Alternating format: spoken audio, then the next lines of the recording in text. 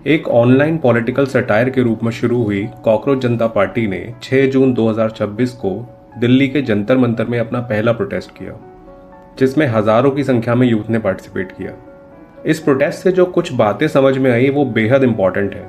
पहली ये कि हमारे देश का ट्रेडिशनल मीडिया ये बात समझ चुका है कि यूथ की नज़र में उसकी क्रेडिबिलिटी ज़ीरो है, इसीलिए ना तो उनके रिपोर्टर अपने ऑफिशियल माइक के साथ नजर आए और ना ही जो लोग प्रोटेस्ट कर रहे थे उन्होंने उनको कोई भाव दिया। इस प्रोटेस्ट के बाद, बल्कि इससे पहले से ही इस ट्रेडिशनल मीडिया ने कॉकरोच जनता पार्टी को फॉरेन फंडिंग, अपोजिशन पार्टीज की कॉन्स्पिरेसी जैसी बातों से कनेक्ट करना शुरू कर दिया था। मीडिया ने इस प्रोटेस्ट को काफ़ी डिमीन करने की भी कोशिश की। किसी ने कहा कि ज़्यादा भीड़ नहीं आई, किसी ने कहा कि उन्हें कोई एक्सपीरियंस नहीं है। कुछ बड़े बड़े जर्नलिस्ट ने तो ये भी बोला कि कॉकरोच जनता पार्टी के पास कोई विज़न नहीं है। अब जो था वो तो हम सब ने टीवी पर देख ही लिया, लेकिन मैं उन बड़े बड़े जर्नलिस्ट से एक सवाल पूछना चाहता हूँ कि क्या कोई बड़ा मूवमेंट एक दिन में खड़ा हो जाता है? और क्या किसी मूवमेंट को सक्सेसफुल बनाने के लिए एक्सपीरियंस होना ज़रूरी है? कभी ना कभी किसी ना किसी को तो शुरुआत करनी ही पड़ती है। और रही बात विज़न की, तो विज़न तो है, लेकिन मीडिया उसे देखना नहीं चाहता। दरअसल ये सब वो स्टेटमेंट्स हैं जो देना कोई और चाहता है लेकिन दे कोई और रहा है। क्या सीजेपी को अपोजिशन पार्टीज का हिडन सपोर्ट मिल रहा है? हो सकता है। क्या उन्हें कहीं से फंडिंग मिल रही है?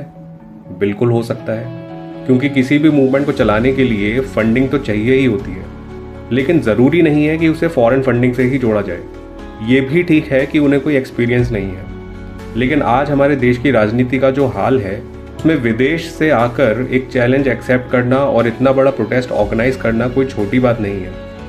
दरअसल हमारा सिस्टम इतना डरा और मरा हुआ है कि वो सरकार के खिलाफ किसी भी तरह के डिसेंट और प्रोटेस्ट को बर्दाश्त नहीं कर सकता।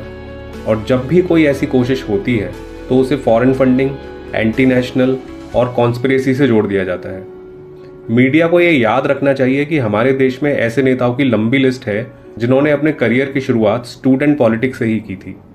मुलायम सिंह यादव, अटल बिहारी वाजपेयी, अरुण जेटली, लालू यादव उन्हीं नेताओं में से हैं।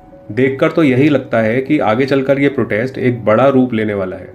लेकिन ये भी हो सकता है कि अगर इन प्रोटेस्ट में भीड़ बढ़ी तो हो सकता है उसमें प्लान्ड और ऑर्गेनाइज वायलेंस करवा दिया जाए, ताकि सीजेपी को बदनाम किया जा सके, उसके फाउंडर्स को जेल में डाला जा सके और पार्टी को बैन किया जा सके।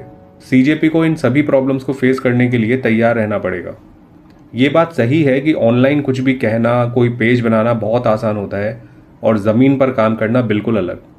लेकिन अगर किसी ने कोशिश की है तो उसे इस तरीके से डिमीन करना हमारे सिस्टम और मीडिया के डर को ही दिखाता है, क्योंकि पिछले 12 साल से हिंदू मुस्लिम पॉलिटिकल डिबेट की वजह से इन सब की दुकान बढ़िया चल रही है। और फिर बीच में आ गया पेपर लीक, यूथ प्रोटेस्ट और अब सीजेपी।